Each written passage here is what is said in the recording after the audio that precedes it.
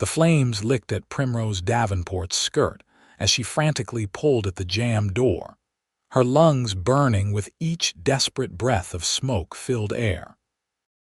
It was supposed to be a new beginning in Georgetown, Colorado, not her final resting place in a remote cabin that was now becoming her funeral pyre. It was the spring of 1876, when Primrose had arrived in the booming silver mining town of Georgetown, nestled in the Rocky Mountains.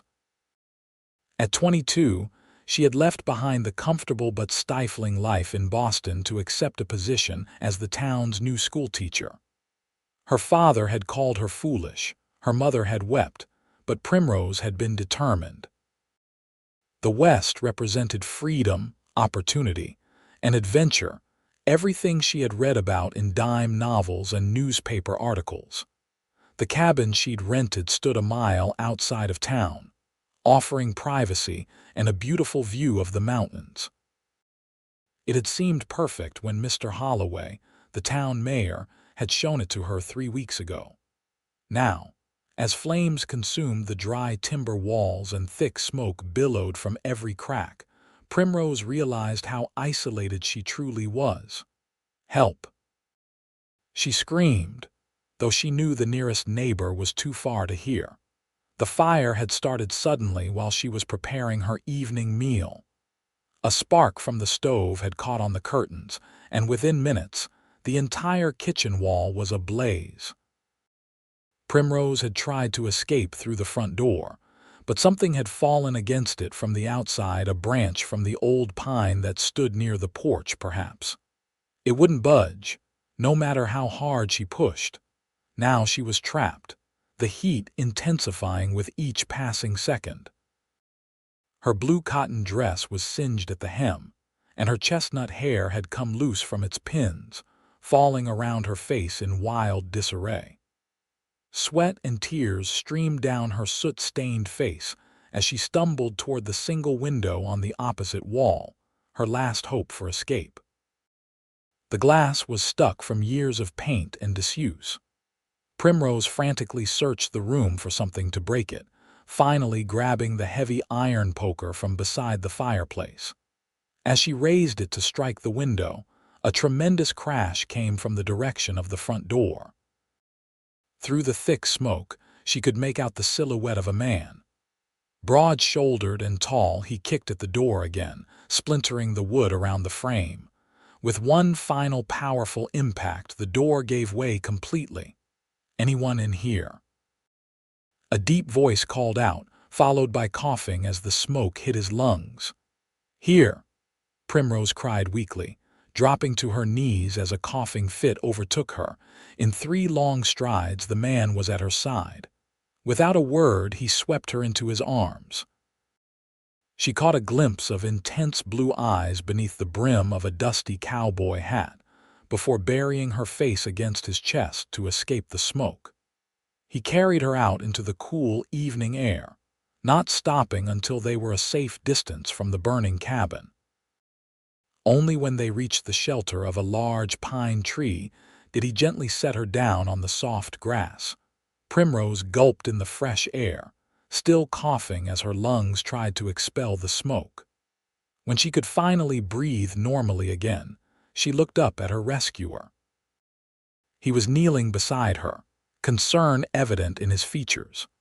Tall and lean, with broad shoulders and strong hands, he had the weathered look of someone who spent most of his life outdoors.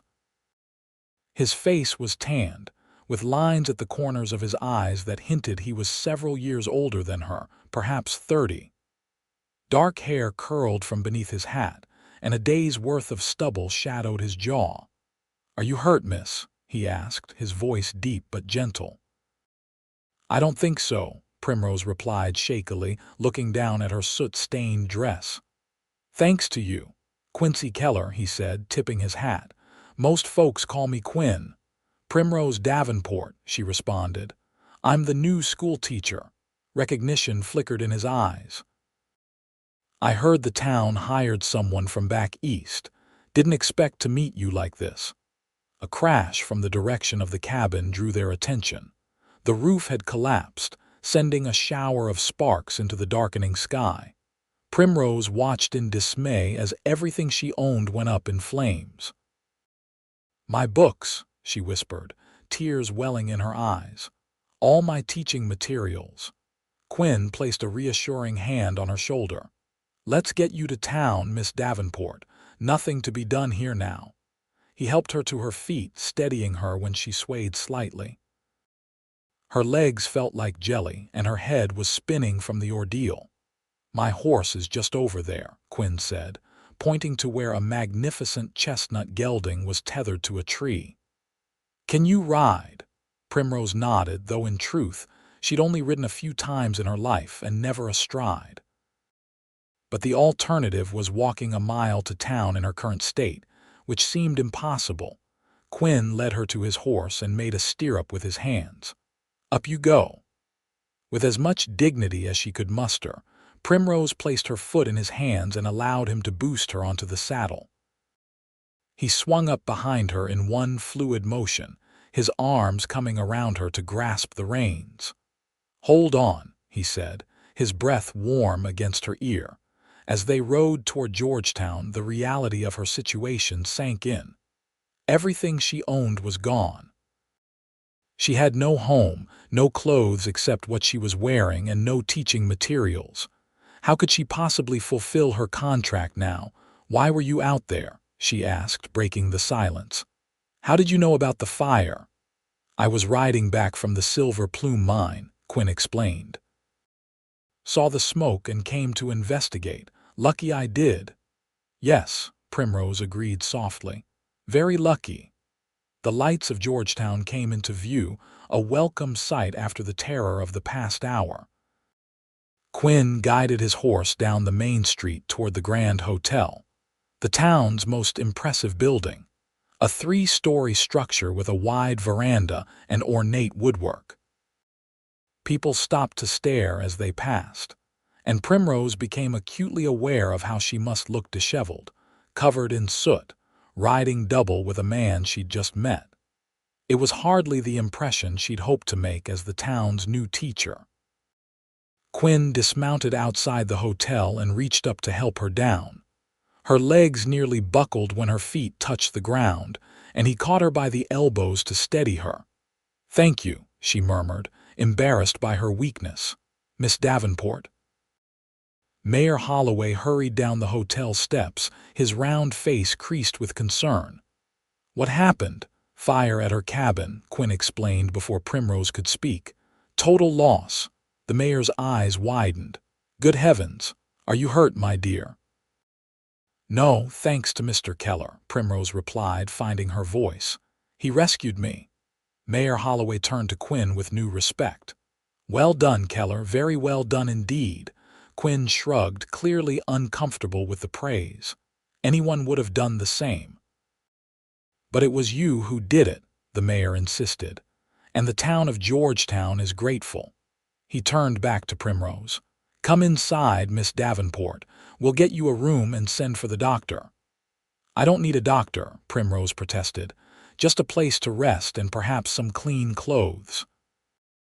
Of course," Mayor Holloway said, ushering her toward the hotel entrance. "Mrs. Holloway will be happy to lend you whatever you need." Primrose paused at the door and looked back at Quinn, who remained beside his horse. "Mr. Keller, thank you again. I owe you my life." Quinn touched the brim of his hat. "No debt owed, Miss Davenport. I'm just glad I was passing by."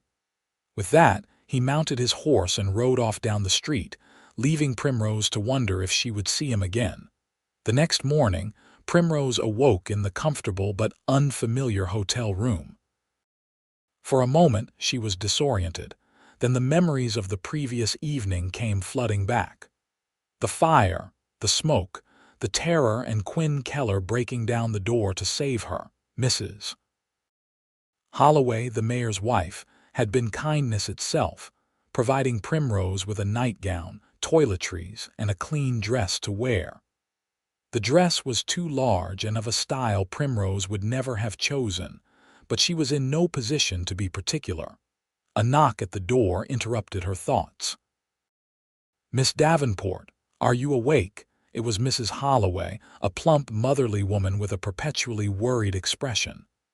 "Yes, come in," Primrose called, hastily smoothing her hair. Mrs. Holloway entered, carrying a tray with coffee and toast. "I thought you might need some breakfast." "How are you feeling this morning, dear?" "Much better, thank you," Primrose replied, accepting the tray gratefully. "You've been so kind." "Nonsense," Mrs. Holloway said, bustling around the room to open the curtains. "We take care of our own in Georgetown." "Now, the mayor has called a meeting of the town council this morning to discuss your situation. In the meantime, I've arranged for you to stay with us." Primrose's eyes widened. "That's very generous, but I couldn't impose. It's no imposition," Mrs. Holloway insisted. "We have plenty of room, and it will only be temporary, until we can arrange something more permanent." Primrose couldn't help feeling a rush of gratitude. She had feared the town might decide her presence was more trouble than it was worth and send her back east. "Thank you," she said sincerely. "I promise I won't be a burden." "I know you won't," Mrs. Holloway said with a kind smile. "Now finish your breakfast. I'll come back in an hour to help you get settled at our home." After Mrs. Holloway left, Primrose ate her breakfast and gazed out the window at the bustling town. Georgetown was a far cry from Boston, with its wooden sidewalks, dusty streets, and mountains looming in every direction, but there was something invigorating about it. The town had a sense of purpose, of forward momentum, that appealed to her adventurous spirit. Her thoughts drifted to Quinn Keller. Who was he? What did he do? Would she see him again? She found herself hoping she would. As promised, Mrs. Holloway returned an hour later to escort Primrose to the mayor's house, a handsome two-story residence on a quiet side street. After getting her settled in a small but comfortable bedroom, Mrs. Holloway left Primrose to rest while she attended to her household duties. Primrose, however, was too restless to remain idle. She borrowed a shawl from Mrs. Holloway and set out to explore the town. Despite her ordeal the previous night, she was determined to familiarize herself with her new home. Georgetown was more developed than she had expected. The main street boasted several substantial brick buildings, including the hotel, a bank, and various stores. There was a church with a tall steeple, and she could see the schoolhouse at the end of the street, a simple one-room building that would be her domain come Monday. As she walked, people nodded and greeted her, some introducing themselves as parents of her future pupils. Word of her misfortune had clearly spread, and everyone was kind, offering sympathy and assistance. Primrose found herself in front of a general store and decided to go inside. She had no money with her. Her purse had been lost in the fire, but she could at least see what was available. The store was well stocked with everything from fabric to foodstuffs, tools to toys. "Can I help you find something, miss?" Primrose turned to see an elderly man with spectacles perched on his nose. "No, thank you. I'm just looking," she replied. "I'm Primrose Davenport, the new teacher." "Harold Jenkins, at your service," the man said, extending a gnarled hand. "My granddaughter Lily will be in your class. Bright as a button, that one." "I look forward to meeting her," Primrose said sincerely. "Heard about your trouble," Mr. Jenkins continued. "Terrible thing. But lucky Quinn was riding by when he was."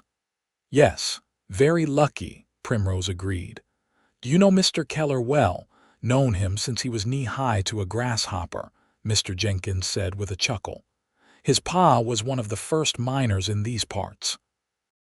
Quinn owns the K Ranch now, just outside town.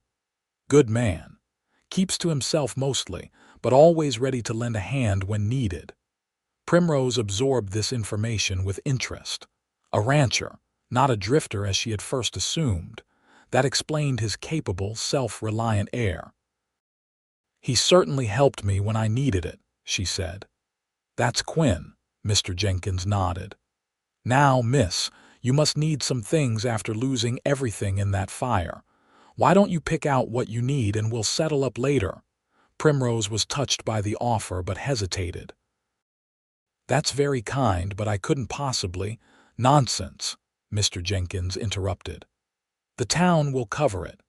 Mayor Holloway was in earlier and said to charge anything you need to the town account." Relief flooded through Primrose.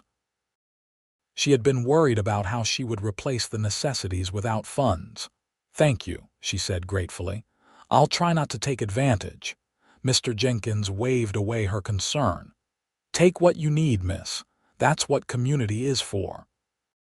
Over the next hour, Primrose selected the basics: undergarments, stockings, a nightgown, toiletries, and a few simple dresses that could be altered to fit. She also chose some writing materials and books to replace her lost teaching supplies. By the time she finished, she felt much better about her prospects. As she was preparing to leave, the bell over the door jangled and a familiar figure ducked through the doorway. Quinn Keller removed his hat as he entered, revealing tousled dark hair.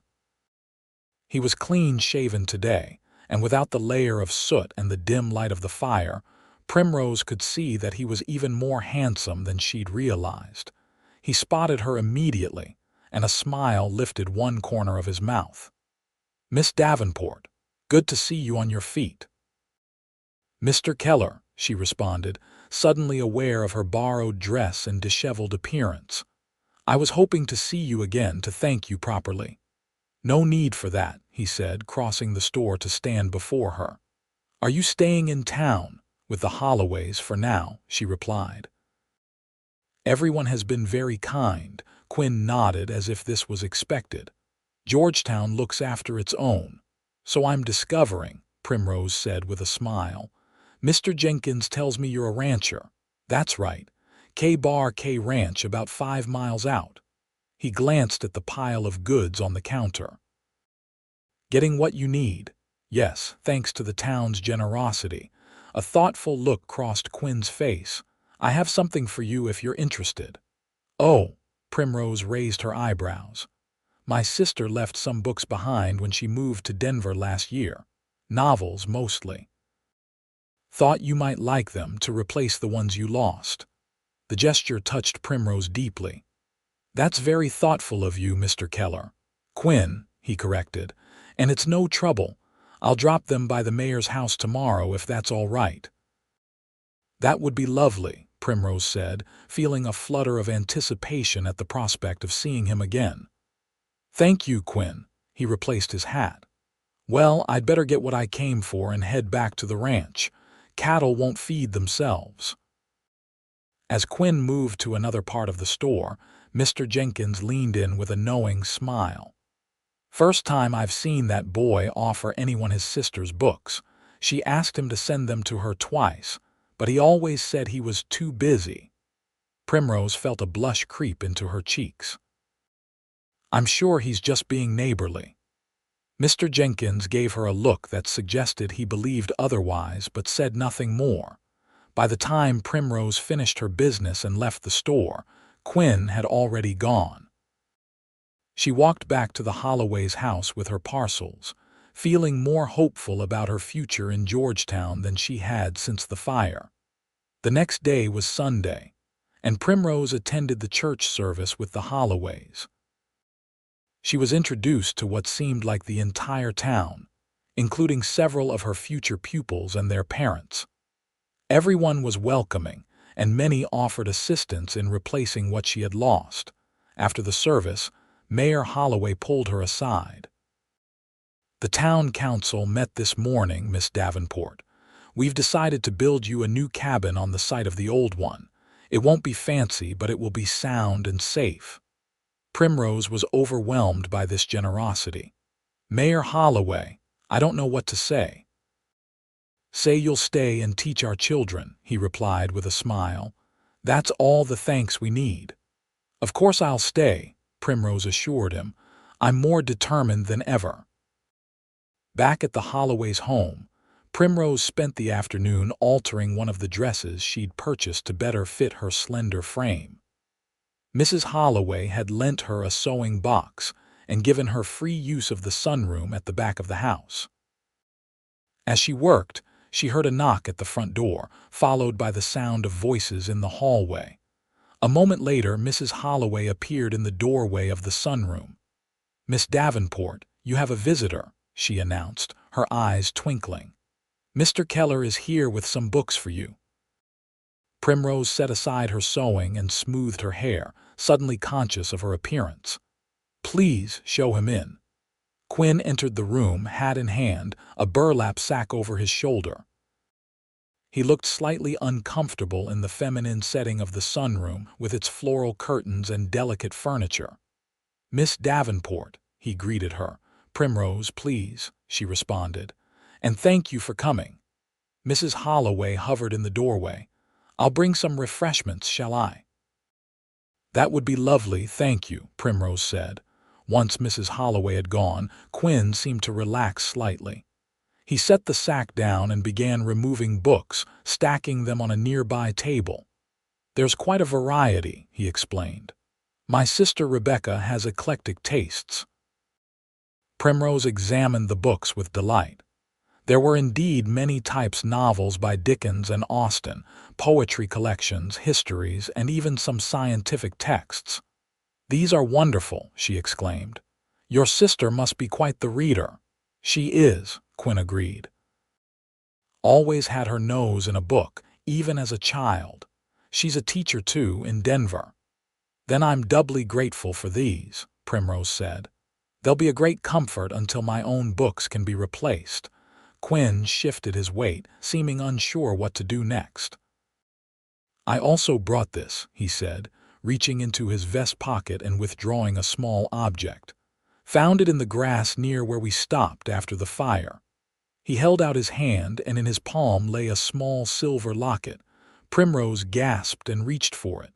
"My mother's locket. I thought it was lost forever."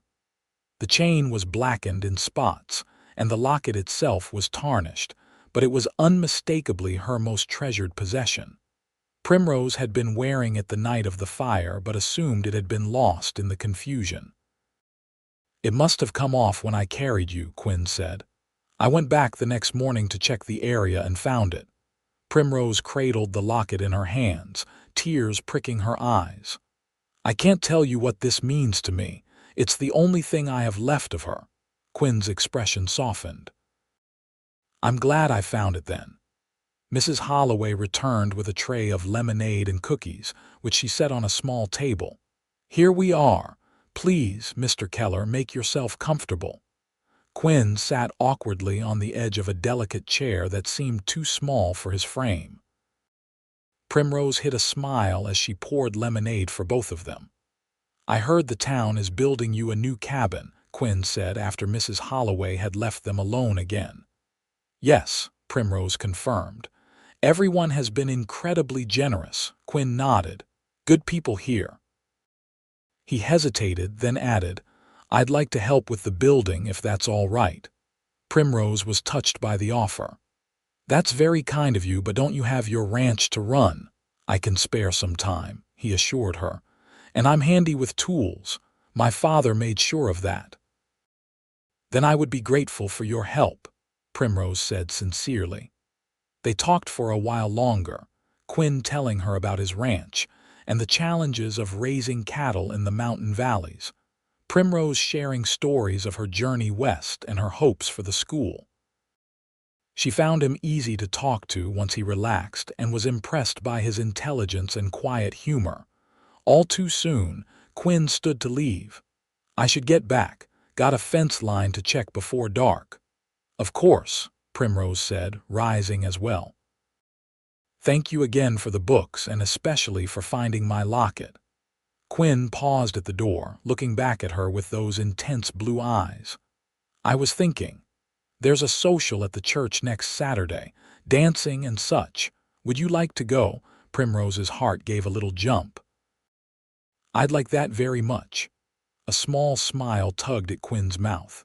"Good. I'll come by around 7 then." After he left, Primrose found herself still smiling as she returned to her sewing. Perhaps the fire, as terrible as it had been, had led to something unexpected and wonderful.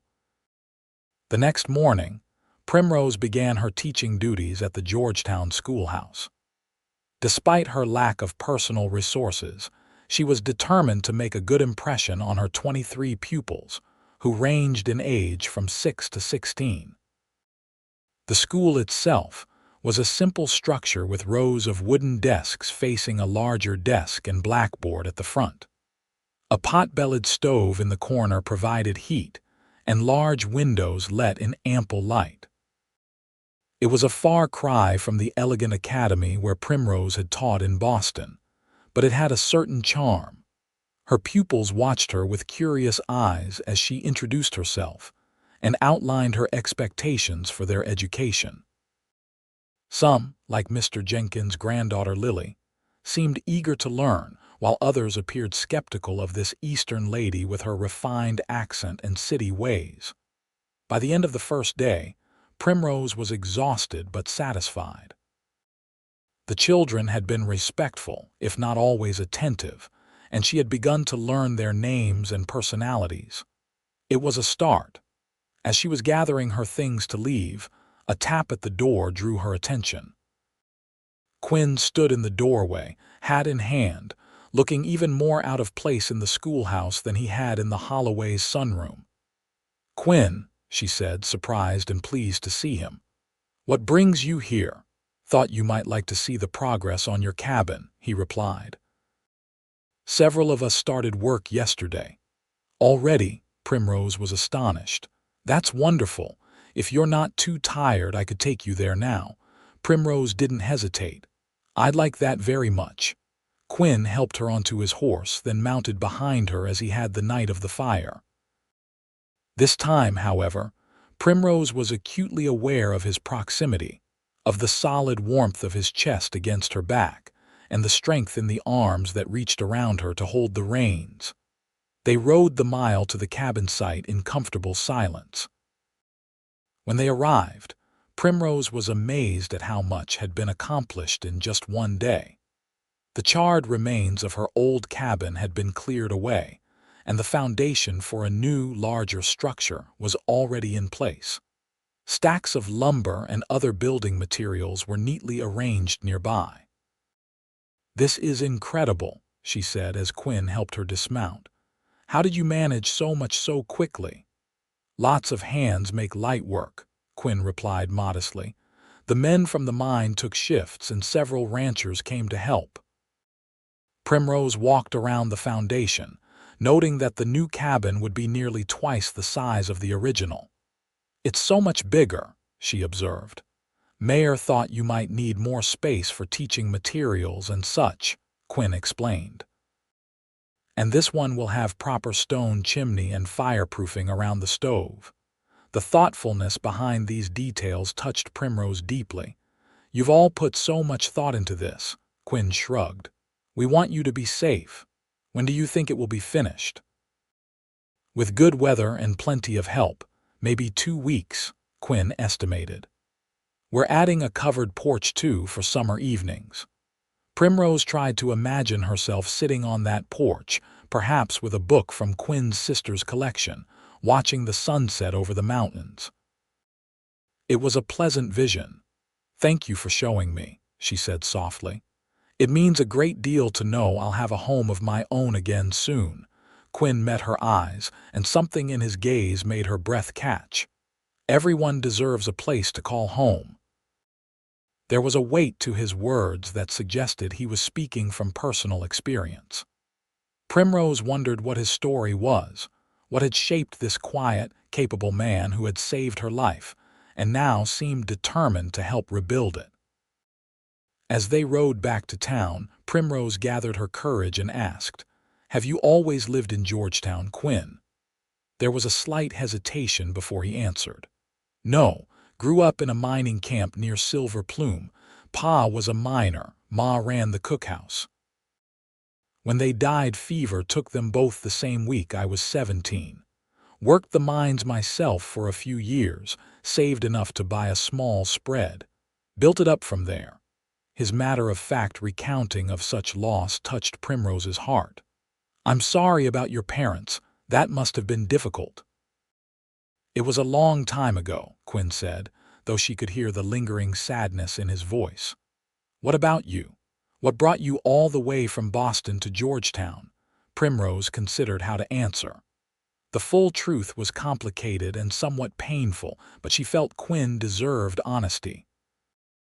"I was engaged to be married," she began. "To a man my parents approved of, a banker, very respectable. But the closer the wedding came, the more I realized I was making a terrible mistake. Richard wanted a wife who would be an ornament, who would host dinner parties and do needlework and never express an original thought." Quinn's arms tightened slightly around her, a gesture of support that encouraged her to continue. "2 weeks before the wedding, I broke off the engagement. It caused quite a scandal. My parents were mortified. My father said I'd ruined my prospects, that no respectable man would have me now." She gave a small, bitter laugh. He was probably right, at least in Boston society. "So when I saw the advertisement for a teacher in Georgetown, I applied immediately. It was as far from Boston as I could afford to go." "Brave thing to do," Quinn said, and there was genuine admiration in his voice. "Or foolish," Primrose replied, "depending on who you ask." "No," Quinn said firmly. "Brave.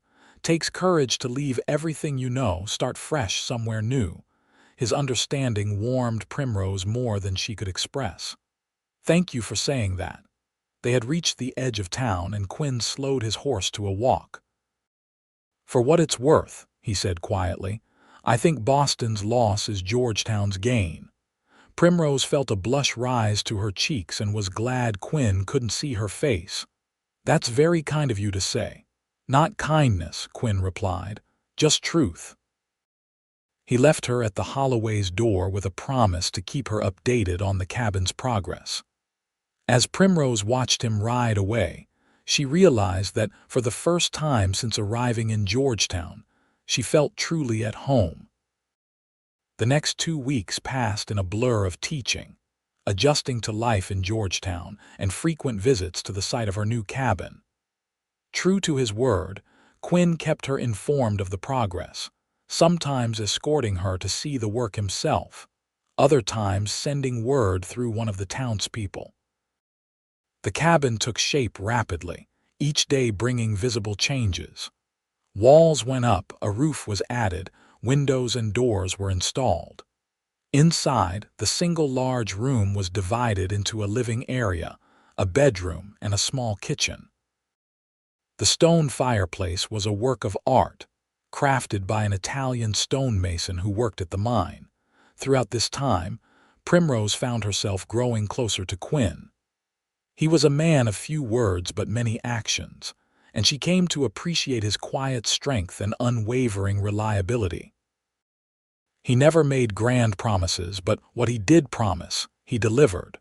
For his part, Quinn seemed to find more and more reasons to be in town, despite the demands of his ranch. He attended the school's Friday recitations, brought fresh eggs to the Holloway's house on the pretext of having too many, and once arranged for Primrose and her class to visit the K-Bar-K ranch for a lesson on animal husbandry. Seeing Quinn in his element, confidently directing his ranch hands and explaining the workings of the cattle operation to her wide-eyed pupils, Primrose felt a surge of admiration for him. He was patient with the children's endless questions and even arranged for each child to have a short ride on one of his gentler horses.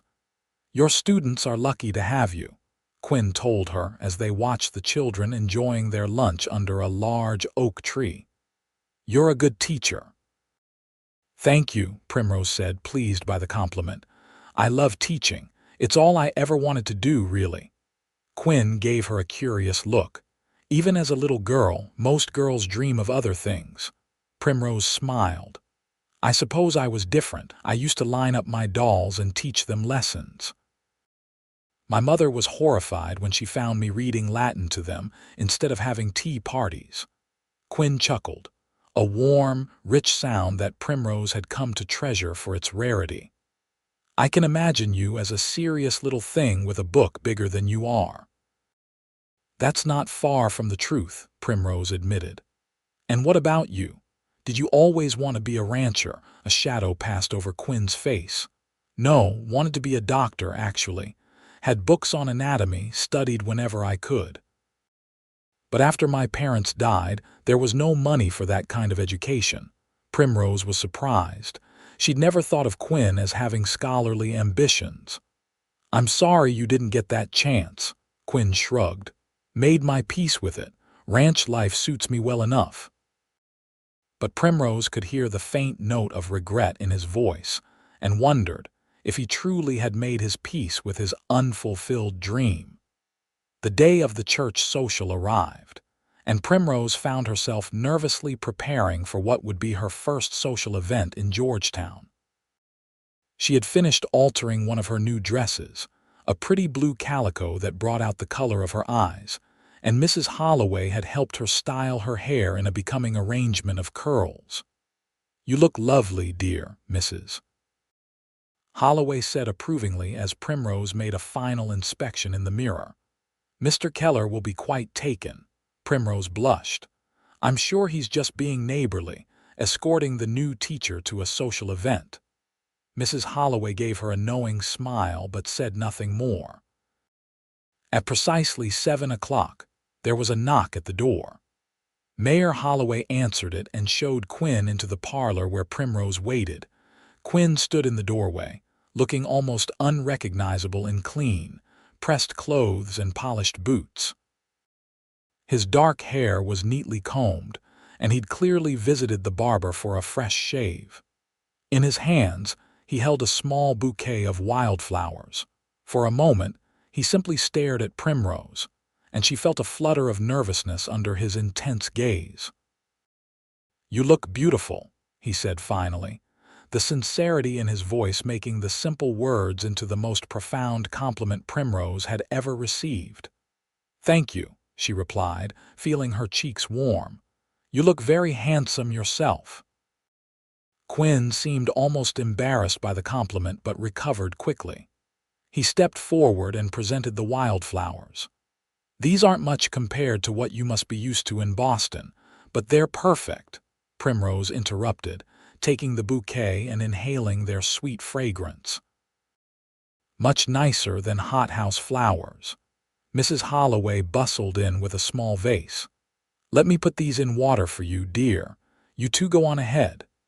The church social was held in the church hall, a large room behind the sanctuary that was used for community events. It had been transformed for the evening with paper lanterns, bunting, and tables laden with food brought by the townspeople. A small band played lively tunes, and couples were already dancing when Quinn and Primrose arrived. Many heads turned to watch them enter, and Primrose realized with a start that they were the object of considerable interest. "Everyone's staring," she whispered to Quinn. "Let them," he replied, placing a protective hand at the small of her back. "They're just curious." Mayor Holloway hurried over to greet them. "Miss Davenport, Mr. Keller, so glad you could come. Miss Davenport, I must introduce you to some of the ladies of the town. They've been most eager to meet you properly." Before she could protest, Primrose was swept away into a circle of chattering women, all curious about the new teacher from the East. They were friendly enough, if somewhat overwhelming in their enthusiasm, and Primrose did her best to answer their questions politely. From across the room, she caught glimpses of Quinn, who had been cornered by some of the local ranchers. He looked uncomfortable with the attention but was making an effort to be sociable, which touched Primrose's heart. Eventually, the band struck up a waltz and Quinn made his way through the crowd to her side. "Would you do me the honor?" he asked, extending his hand. Primrose placed her hand in his without hesitation. "I'd be delighted." Quinn led her onto the dance floor with surprising grace for such a large man. As his arm encircled her waist and he took her hand in his, Primrose felt a thrill of excitement. "I didn't know you could dance," she said as they began to move to the music. A small smile played at the corners of Quinn's mouth. "My mother insisted, said no son of hers would grow up without knowing how to treat a lady properly at a dance." "She taught you well," Primrose observed, impressed by his smooth, confident steps. "She'd be pleased to hear you say so," Quinn replied, a hint of sadness in his eyes at the mention of his mother. They danced in comfortable silence for a while, Primrose acutely aware of Quinn's hand at her waist and the way he guided her effortlessly around the floor. It was different from dancing with the polished gentlemen of Boston society. There was a genuine quality to Quinn's movements, a lack of pretension that Primrose found refreshing. "Your cabin is almost finished," Quinn said as they circled the floor. "Another few days and you can move in." "I can hardly believe it," Primrose replied. "Everyone has been so kind, working so hard on my behalf." "You've made quite an impression," Quinn told her. "The children talk about you constantly, according to their parents, and the way you pitched in at the Miller farm when Mrs. Miller was ill last week, that meant a lot to folks." Primrose felt a glow of pleasure at his words. She'd been afraid she might never fit in, that the town would always see her as an outsider. It was gratifying to hear she was making a positive impression. "I'm glad," she said simply. "I want to belong here." Quinn's hand tightened slightly on hers. "You do belong here, Primrose, more than you know." The intensity in his blue eyes made her heart race, and for a moment Primrose thought he might say more. But the music ended, and the spell was broken as people around them applauded the band. The rest of the evening passed in a pleasant blur of dancing, conversation, and laughter. Primrose danced with several other men, including Mayor Holloway and Mr. Jenkins, but she was always aware of Quinn's eyes following her around the room. When they danced together again later in the evening, it felt like coming home. As the social wound down, Quinn escorted Primrose back to the Holloway's house. The night was clear and cool, with a canopy of stars overhead that took Primrose's breath away. "I've never seen so many stars," she remarked as they walked. "In Boston, the city lights obscure most of them." Quinn looked up at the vast expanse of twinkling lights. "That's one thing I love about ranching. Being out under the stars at night, just you and the cattle and all that sky, makes a man feel small but in a good way." "I understand what you mean," Primrose said. "It puts things in perspective." They reached the Holloway's front porch and Primrose turned to face Quinn.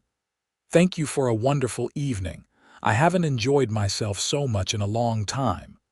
Quinn took her hand in his touch gentle but sure. "The pleasure was mine." For a moment, they stood in silence, the air between them charged with unspoken feelings. Primrose found herself hoping he might kiss her, but Quinn merely raised her hand to his lips and pressed a gentle kiss to her knuckles. "Good night, Primrose," he said softly. "Good night, Quinn," she replied, reluctant to see the evening end. He waited until she was safely inside before turning to leave. Through the window, Primrose watched him walk away, his tall figure silhouetted against the starlit street, and felt a sense of certainty settle over her. This quiet, honorable man was becoming far more important to her than she had ever anticipated. 3 days later, Quinn arrived at the schoolhouse just as Primrose was dismissing her pupils for the day. He stood patiently by the door, nodding to the children as they filed past him. When the last child had gone, he approached Primrose's desk with a smile that made her heart skip a beat. "Your cabin is finished," he announced without preamble. "If you'd like to see it, that is." Primrose's face lit up with delight. "Really? Already?" "Yes, of course I want to see it." She gathered her things quickly, too excited to worry about the papers left ungraded on her desk. Quinn helped her into her shawl, his hands lingering on her shoulders for just a moment before he led her outside where his horse waited. The ride to the cabin was filled with anticipation. As they approached, Primrose caught her breath at the sight. The new cabin was beautiful, larger and sturdier than the original, with a wide, covered porch across the front and windows that gleamed in the afternoon sun. Smoke curled invitingly from the stone chimney, indicating that someone had already lit a fire inside. Quinn helped her dismount and led her up the steps to the porch, where two rocking chairs sat ready for use. He paused at the door, a hint of nervousness in his expression. "Hope it meets with your approval," he said. "We tried to make it how we thought you'd like it, but if there's anything that's not right, we can change it." "I'm sure it's perfect," Primrose assured him. Quinn opened the door and stepped aside to let her enter first. Primrose gasped as she took in the interior. The main room was spacious and welcoming, with the stone fireplace dominating one wall. A comfortable-looking settee and armchair were arranged before it, along with a small table. A bookshelf, still mostly empty but waiting to be filled, stood against another wall. The kitchen area was neat and well-equipped, with a new cast-iron stove, a sink with a pump, and cupboards for storage. A curtained doorway led to what Primrose assumed was the bedroom. But what truly took her breath away were the personal touches. A vase of wildflowers sat on the table. Curtains in a cheerful yellow fabric hung at the windows.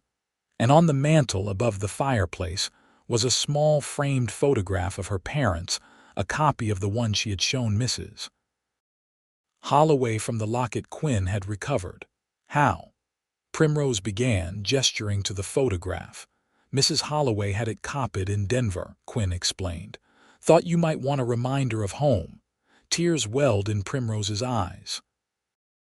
The thoughtfulness of the gesture, the care that had gone into creating not just a house but a home for her, was overwhelming. "It's perfect," she whispered. "Absolutely perfect." Quinn's expression softened. "There's more, go see." He nodded toward the curtained doorway, and Primrose moved to pull the curtain aside. The bedroom beyond was small but cozy, with a neatly made bed, a dresser, and a washstand. But what caught her attention was the desk beneath the window, a beautiful piece of furniture made of polished pine, with cubbyholes for papers and a comfortable chair drawn up to it. "The desk is from me," Quinn said quietly from behind her. "Thought you might need a place to grade papers and prepare lessons." Primrose turned to him, unable to hold back her tears any longer. "Quinn, I don't know what to say. It's the most thoughtful gift anyone has ever given me." Quinn shifted uncomfortably, clearly unaccustomed to such emotional responses. "It's nothing fancy, made it myself." "You made this?" Primrose ran her hand over the smooth surface of the desk, even more touched by the revelation. "It's beautiful." Quinn cleared his throat. "There's one more thing." He reached into his pocket and withdrew a small brass key, which he placed in Primrose's palm. "The key to your new home," he said softly. "Mayor says you can move in tomorrow if you're ready." Primrose closed her fingers around the key, feeling its weight, the weight of independence, of belonging, of having a place of her own in this community that had taken her in so completely. "Thank you," she said, knowing the words were inadequate but unable to express the depth of her gratitude any other way. "Thank you for everything." Quinn's eyes held hers, and in them she could see a warmth that matched the feeling growing in her own heart. "You're welcome, Primrose." The moment stretched between them, filled with unspoken feelings. Primrose was acutely aware of how close they were standing, of the warmth radiating from Quinn's tall frame, of the way his eyes kept dropping to her lips. Slowly, giving her every opportunity to step away, Quinn leaned down. Primrose's heart raced as his lips met hers in a gentle, questioning kiss. It was brief, almost tentative, but it sent a jolt of emotion through her that left her breathless. When Quinn pulled back, there was uncertainty in his eyes, as if he feared he'd overstepped. Primrose answered his unspoken question by rising on tiptoe and pressing her lips to his again, her hands coming to rest on his broad shoulders. This time, the kiss deepened, Quinn's arms encircling her waist to draw her closer. Primrose felt as if she were melting into him, all the feelings she'd been developing over the past weeks crystallizing into a certainty. She was falling in love with Quinn Keller. When they finally parted, both a little breathless, Quinn rested his forehead against hers. "Been wanting to do that since the night of the fire," he admitted softly. Primrose smiled. "I'm glad you finally did." Quinn's arms tightened around her, as if he couldn't quite believe she was real. "Primrose, I know it hasn't been long and you might think it's too soon, but I care for you. More than I've cared for anyone in a long time." "I care for you too, Quinn," Primrose replied, her heart full. "Very much." They stood in the embrace for a long moment, savoring the newfound closeness. Then Quinn reluctantly released her. "I should get you back to town before the Holloways start to worry," he said. Primrose nodded, though part of her wished they could stay in this perfect moment forever. "Yes, I suppose we should go." As they left the cabin, Primrose took one last look at her new home. Tomorrow, it would truly be hers, the beginning of a new chapter in her life. And now it seemed that chapter might include Quinn Keller in ways she hadn't dared to hope for. The following day, Primrose moved into her new cabin with the help of many willing hands. Mrs. Holloway insisted on accompanying her to make sure everything was properly arranged, and several of Primrose's pupils appeared with their parents, bearing housewarming gifts, preserves, baked goods, handcrafted items for her new home. Quinn arrived mid-morning with a wagon containing a special delivery, a young milk cow, and 2 laying hens in a coop. "Every homestead needs livestock," he explained as he helped set up the small barn behind the cabin, where the animals would be housed. "Cows gentle as they come, and the hens are good layers." Primrose was touched by this practical yet thoughtful gift. "You've thought of everything, haven't you?" Quinn shrugged, but she could see he was pleased by her reaction. "Just want to make sure you're taken care of." By evening, Primrose was finally alone in her new home. The fire crackled in the fireplace, casting a warm glow over the main room. She sat in the armchair, a book from Quinn's sister's collection open on her lap, though she was too content and excited to focus on reading. A knock at the door roused her from her reflections. She opened it to find Quinn standing on her porch, hat in hand. "Hope I'm not intruding," he said. "Just wanted to make sure you were settling in all right." "Not at all," Primrose assured him, stepping back to let him enter. "I was just sitting by the fire." Quinn glanced around the room, now fully arranged with Primrose's belongings. "Looks like home already." "It feels like home," Primrose agreed. "Would you like some coffee? Mrs. Holloway made sure I had plenty of supplies." "That would be nice, thank you." While Primrose prepared the coffee in her new kitchen, Quinn moved to the fireplace, adding another log to keep the flames bright. They sat together before the fire, talking quietly about the day's events, the coming school term, Quinn's plans for his ranch. There was an ease between them now, a comfortable familiarity that made Primrose feel as if she'd known Quinn all her life rather than just a few weeks.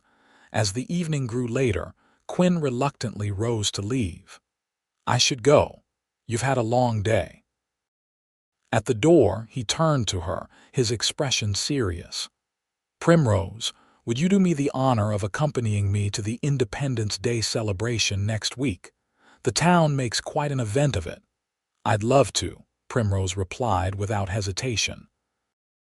Quinn smiled, the expression transforming his usually serious face. "Good, that's good." He leaned down and kissed her gently, his hand coming up to cup her cheek. It was a sweet kiss, full of promise, and Primrose found herself leaning into it, reluctant for it to end. When Quinn finally stepped back, his eyes were dark with emotion. "Good night, Primrose." "Good night, Quinn," she replied softly. She watched from the doorway as he mounted his horse and rode off into the night, her heart full of contentment and anticipation for the future. Over the next few days, Primrose settled into a routine in her new home.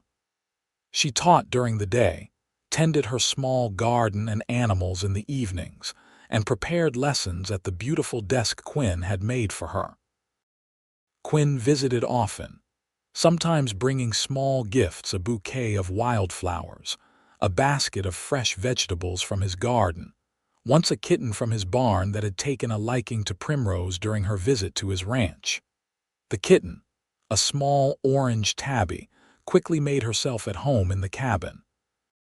Primrose named her Ember, in memory of the fire that had, in a roundabout way, brought Quinn into her life. The Independence Day celebration was a grand affair, with the entire town gathering for a parade, games, feasting, and dancing. Quinn arrived at Primrose's cabin early that morning to escort her to town, looking handsome in his Sunday best. The day was filled with laughter and festivities. Quinn stayed by Primrose's side throughout, introducing her to people she hadn't yet met, making sure she was included in everything. They watched the children's races, applauded the band's patriotic tunes, and joined in the community picnic on the town green. As dusk fell, everyone gathered for the highlight of the celebration, a modest display of fireworks brought in specially from Denver. Quinn led Primrose to a small hill just outside of town where they would have a perfect view. They sat side by side on a blanket Quinn had brought, waiting for the display to begin. The air was warm, filled with the scents of summer grass, wildflowers, the distant aroma of food from the picnic. "This has been a wonderful day," Primrose said, leaning slightly against Quinn's solid presence beside her. "Best Independence Day I can remember," Quinn agreed. He hesitated, then reached for her hand, lacing his fingers through hers. "Primrose, there's something I've been wanting to talk to you about." There was a seriousness in his tone that made Primrose's heart quicken. "What is it, Quinn?" Before he could answer, the first firework exploded in the sky, a burst of red and gold that drew gasps from the crowd below. Quinn's expression suggested he was torn between continuing his conversation and letting Primrose enjoy the display. "It can wait," he said finally. "Let's watch the fireworks."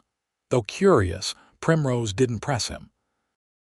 Instead, she settled more comfortably against him, his arm coming around her shoulders as they watched the colorful explosions illuminate the night sky. The fireworks lasted for nearly half an hour, a dazzling display that had the townspeople cheering and applauding. When the last spark had faded, people began to disperse, heading home or back to town for more dancing and socializing. "Should we join the others?" Primrose asked, noticing Quinn's thoughtful expression. "In a minute," he replied. "First, I'd like to finish what I started to say earlier." Primrose nodded, suddenly nervous though she couldn't say why. Quinn turned to face her, taking both her hands in his. In the moonlight, his face was a study in contrasts, the strong lines of his jaw and cheekbones softened by the gentleness in his eyes. "Primrose, I know we haven't known each other long," he began, his voice steady despite the vulnerability in his expression. "But from the moment I carried you out of that burning cabin, something changed for me. I've never met anyone like you, so brave, so kind, so full of life." Primrose felt tears prick her eyes at the sincerity in his words. "These past weeks, getting to know you, being with you, they've been the happiest of my life," Quinn continued. "I find myself thinking about you all the time, wanting to be near you, to make you smile, to make you happy." He took a deep breath, as if gathering courage. What I'm trying to say, not very well, is that I love you, Primrose Davenport. I love you, and if you'll have me, I want to spend the rest of my life showing you just how much." Primrose's heart soared at his declaration. "Oh, Quinn," she whispered, squeezing his hands. "I love you too. So much." Relief and joy washed over Quinn's face. He leaned forward to kiss her, a kiss filled with tenderness and promise that left Primrose breathless. When they parted, Quinn reached into his pocket and withdrew a small velvet box. Primrose's eyes widened as he opened it to reveal a simple but beautiful ring with a small sapphire surrounded by tiny diamonds. "It was my mother's," Quinn explained softly. "She made me promise I'd only give it to the woman who captured my heart completely." He took the ring from the box and held it poised before Primrose's left hand. "Primrose Davenport, will you marry me?" Tears of joy spilled down Primrose's cheeks as she nodded. "Yes, Quinn. Yes, I will marry you." Quinn slipped the ring onto her finger, where it fit as if made for her. He gathered her into his arms, holding her close as if he never wanted to let go. "You've made me the happiest man in Colorado," he murmured against her hair. "And you've made me the happiest woman," Primrose replied, her voice thick with emotion. They stayed on the hillside a while longer, talking of the future, making plans, stealing kisses under the starlit sky. Quinn spoke of expanding his ranch, of the house he would build for them, large enough for a family. Primrose shared her hopes of continuing to teach, at least until they had children of their own. When they finally returned to town, the celebration was still in full swing. They joined the dancing, and though they didn't make any announcement, the joy radiating from them was so evident that many people guessed their news. By the end of the evening, congratulations were being offered from all sides.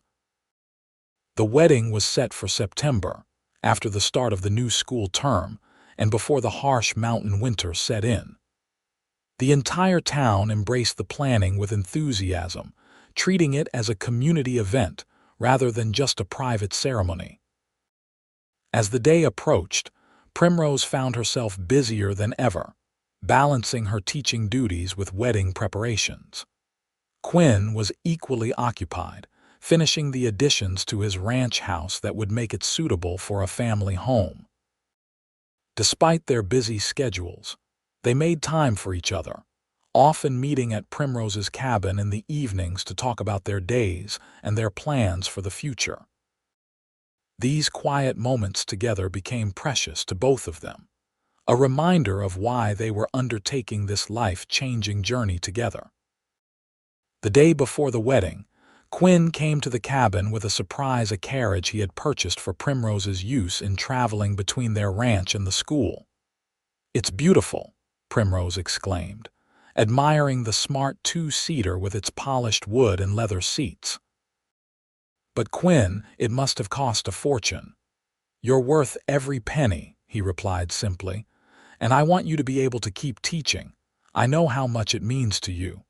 Primrose's heart swelled with love for this man who understood her so completely. "Thank you, Quinn, for understanding, for supporting me in doing what I love." "That's what marriage should be," Quinn said, drawing her into his arms. "Supporting each other, helping each other be the best we can be." The wedding day dawned clear and bright, with the aspens beginning to turn gold against the deep green of the pines. The ceremony was held in the church, which had been decorated with wildflowers and ribbons by the ladies of the town. Primrose wore a gown of ivory silk that Mrs. Holloway had helped her make, with lace at the collar and cuffs that had been sent by her mother as a peace offering. Her hair was arranged in soft curls, adorned with a crown of baby's breath and small white roses. When she walked down the aisle on Mayor Holloway's arm, her father having declined to make the journey from Boston, Primrose had eyes only for Quinn.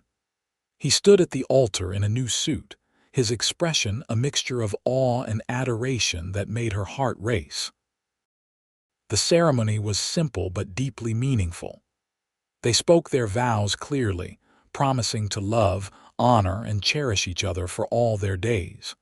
When the minister pronounced them husband and wife, Quinn's kiss was tender yet passionate, a promise of the life they would build together. The reception was held on the town green, with tables laden with food prepared by the women of Georgetown and music provided by the town band.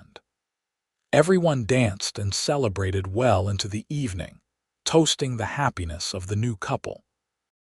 As the sun began to set, Quinn and Primrose took their leave, climbing into the carriage for the journey to the K Ranch, their home now together. As they drove through the gates, Quinn drew the horses to a halt, turning to Primrose with a smile. "Welcome home, Mrs. Keller," he said, the pride and love in his voice making Primrose's heart swell. He helped her down from the carriage, but instead of letting her walk to the house, he swept her into his arms, carrying her across the threshold just as he had carried her from the burning cabin that fateful night. "This is much better circumstances than the last time I carried you," he teased, setting her gently on her feet in the cozy main room of the ranch house. Primrose laughed, wrapping her arms around his neck. "Much better, though I'm still eternally grateful for that night." "As am I," Quinn said seriously. "If not for that fire, I might never have met you, and now I can't imagine my life without you." "You'll never have to," Primrose promised, rising on tiptoe to kiss him. "I'm here to stay, Quinn Keller, for always." The years that followed were filled with joy, challenge, and growth for Quinn and Primrose. The K Ranch prospered under Quinn's capable management, expanding to become one of the most successful cattle operations in the area. Primrose continued teaching at the Georgetown school, beloved by her pupils and respected by the community. Their first child, a son they named James after Quinn's father, was born a year after their wedding. He was followed 2 years later by a daughter, Elizabeth, named for Primrose's mother. Both children were bright and sturdy, with Quinn's blue eyes and Primrose's chestnut hair. Life wasn't always easy. There were harsh winters that threatened the cattle, dry summers that made water scarce, and the usual challenges of raising children and maintaining a ranch. But through it all, Quinn and Primrose faced each obstacle together, their love deepening with each passing year. On the 5th anniversary of the cabin fire, Quinn surprised Primrose by taking her back to the site of her old cabin. The second cabin, the one built by the townspeople, still stood, though it had been expanded and improved over the years. Quinn had maintained it as a weekend retreat for their family, and occasionally offered it to travelers needing a place to stay. As they stood on the porch, looking out at the view Primrose had once thought she would enjoy alone, Quinn wrapped his arms around her from behind, resting his chin on the top of her head. "You ever regret it?" he asked quietly. "Coming west, going through that fire, marrying a simple rancher?" Primrose turned in his arms to face him, her expression serious. "Not for one moment, Quinn Keller. That fire was terrifying, yes, but it led me to you, and these 5 years have been the happiest of my life." Quinn's eyes, still as intensely blue as the day they'd met, searched hers. "Mine too," he said softly. "I thank God every day for bringing you into my life. Even when I insist on teaching during lambing season, or when I burn the bread because I'm too engrossed in a new book," Primrose teased. Quinn laughed, the lines at the corners of his eyes crinkling in the way Primrose had come to love. Even then, especially then, he kissed her, a kiss filled with the same tenderness and passion as their first, yet deepened by the years of shared experiences and unwavering commitment. As they rode back to the ranch, their children waiting eagerly for their return, Primrose reflected on the strange twist of fate that had brought her to this point. A fire that could have ended her life had instead given her a new beginning, a life richer, and more fulfilling than she could have ever imagined back in Boston. Georgetown had become truly home, and Quinn had become her heart. From the ashes of that cabin fire had risen a love stronger than any she had ever known, a love that would last all the days of their lives. And as Quinn helped her down from her horse, catching her in an embrace that still made her pulse quicken after all these years, Primrose knew with absolute certainty that she wouldn't change a single moment of their journey together, not even the terrifying fire that had started it all. Because sometimes, she reflected, watching Quinn swing their laughing children into his strong arms, it takes nearly losing everything to find what truly matters. And what mattered, what would always matter most, was the love they had built together, a love as enduring as the mountains that surrounded their home and as bright as the future that stretched before them.